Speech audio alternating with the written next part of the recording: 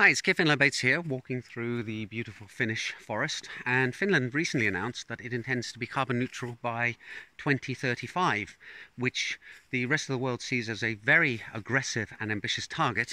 Personally, I'm relieved, even though it's going to cost me personally dearly, that they are doing this, because it's those kind of steps that we really need to take in order to truly get to grips with global warming and the amount of carbon that we are pumping out into the atmosphere in the form of carbon dioxide mainly.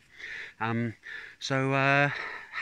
one thing that always strikes me with that is that the tragedy of the commons is a problem that has never really fully been solved other than through centralized regulation. And the world doesn't have a central regulator. We don't have one single dictator who can say, right, all countries across the board, you now have to hit these targets or else. And in the absence of such a central regulator, as someone who is very enthusiastic about blockchain, I think that it is a natural fit for blockchain to be used to track all this kind of stuff.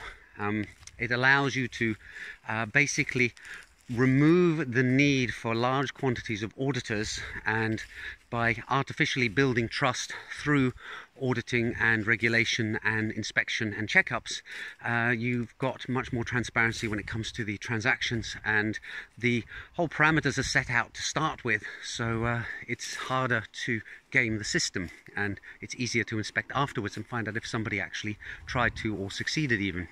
So I'm not the only person who thinks this. I've seen a number of projects, some more advanced than others and some more clued up than others, because obviously it's not a simple problem to solve, and you're going to need, if you are a company who's thinking of providing this solution, you're going to need to have a large number of connections, both corporate and at a government level, and not just a particular government, probably across the board. However, it doesn't mean that there isn't the opportunity there to be the company that provides the ultimate solution, or at least parts to that solution.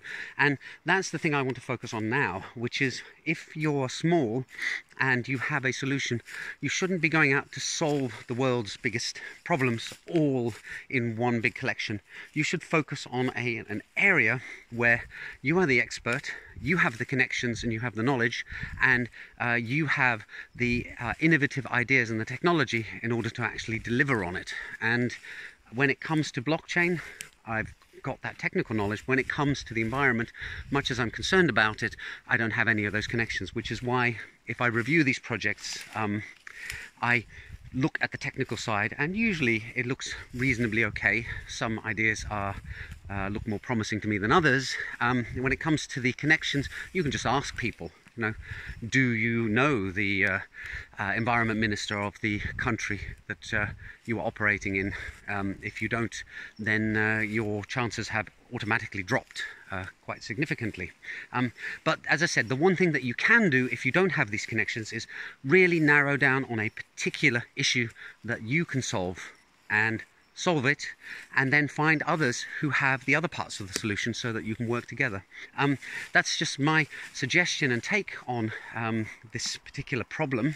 And I think there is a parallel in the computing industry where even a giant company like Microsoft, providing the operating system and the email client and the word processor and the spreadsheet and stuff like that, they didn't also go out and make CAD/CAM software. They didn't build the PCs, or when they tried to build devices, it generally didn't go very well.